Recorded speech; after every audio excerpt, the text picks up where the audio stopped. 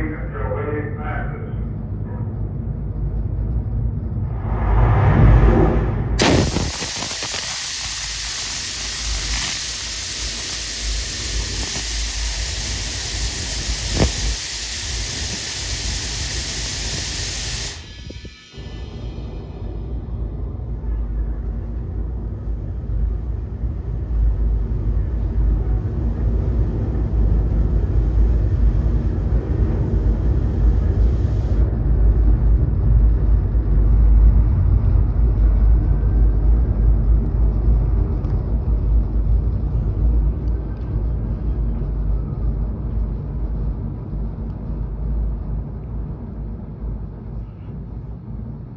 There was never a detonation that you weren't scared.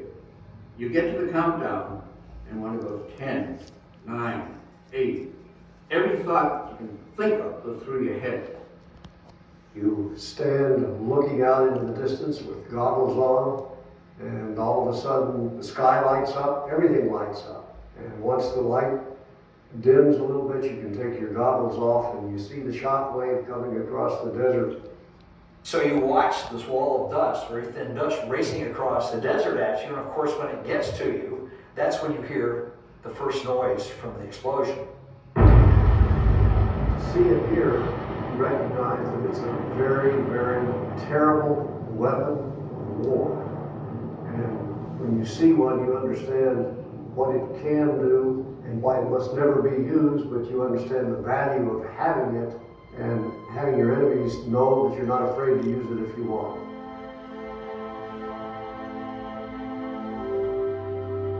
After World War II, we only had a few bombs. We knew that they would explode, but we didn't really know the consequences. So the first type of testing was done in the South Pacific. Then in the 1950s, some things happened that made that setting not so appropriate. The Soviet Union got their own atomic weapon. We began to fight in Korea. We began to look for a place that was closer to home, would be cheaper, would be more secure.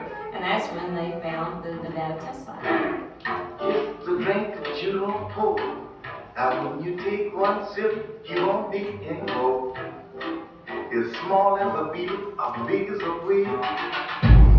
Atomic cocktail. Well, the message was we need to have nuclear testing in order to protect democracy, and that the government will keep you safe from any of the ill effects that might occur from that testing.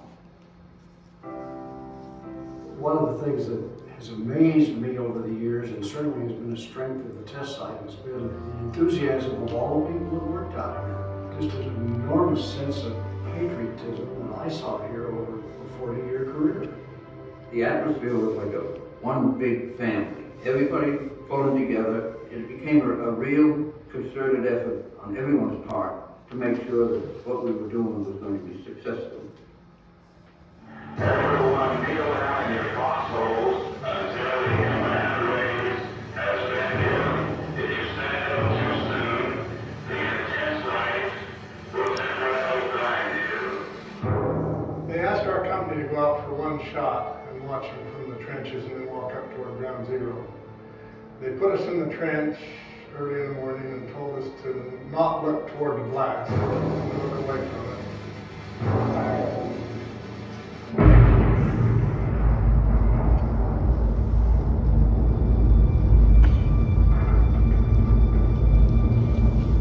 We thought it was quite exciting, and we were doing our duty. After a shot has been fired, the atomic cloud, like a giant vacuum cleaner, has sucked up dirt and debris from the earth and is full of radioactive particles. Is it dangerous? Yes, right now it is.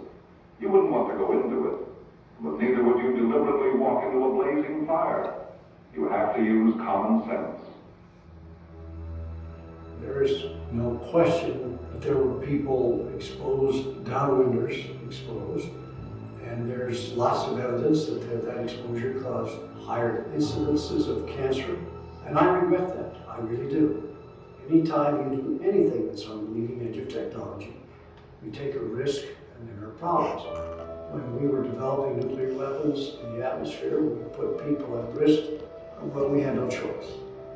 And those risks were minimized and mitigated wherever they could be. But there were risks, there's no question. You began to see evidence of strontium-90 in clouds and see radiation possibly around the planet. The members of the nuclear family at that time became concerned about the effect of worldwide fallout, and that resulted in the 1963 treaty, which did not say nuclear weapons are bad or nobody should develop nuclear weapons. It just said tests need to be underground because tests in the atmosphere, in space, or underwater are prohibited by the treaty. There were political protests from time to time all over the United States. Over the next half a century, you had Vietnam, you had Watergate, you had assassination of presidents and high figures. People just became more and more cynical about government, and they ceased to believe what government told them. There has been an accident at the Chernobyl atomic power station. One of the atomic reactors was damaged. Stop testing now! Stop testing now! Stop testing now! I would agree to a freeze if only we could freeze the Soviets' global desires. Those of us that worked here at the site thought we were doing the right thing for the right purposes. The people who protested equally strong reasons for believing we should stop. They protested, we let them protest. We had certain rules. When the rules were broken, we arrested them.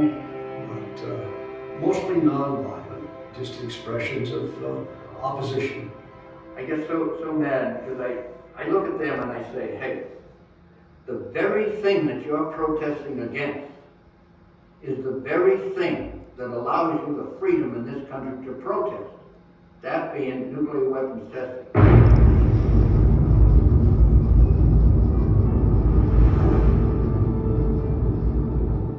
The reason this is a very important piece of ground to this country is because it is in fact one of the major battlegrounds of the Cold War. Weapons that were tested here went into the nuclear deterrent, which not only kept this country free, but I think prevented a world war and caused the Cold War to end.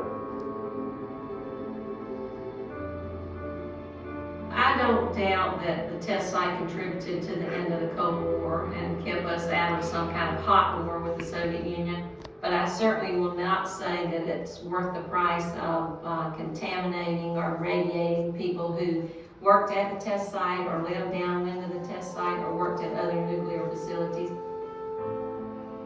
A number of people sacrificed very much, worked very hard, gave a lot of their lives to this effort, and you can't belittle that in any way. You may disagree with it, but you have to respect it.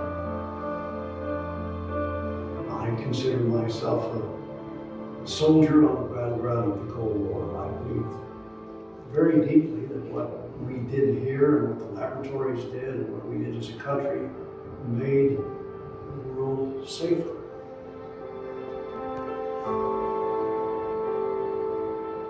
What I did, what little I added to the safety of the freedom of our country, I did because I wanted to do, and I have absolutely no regrets about doing it.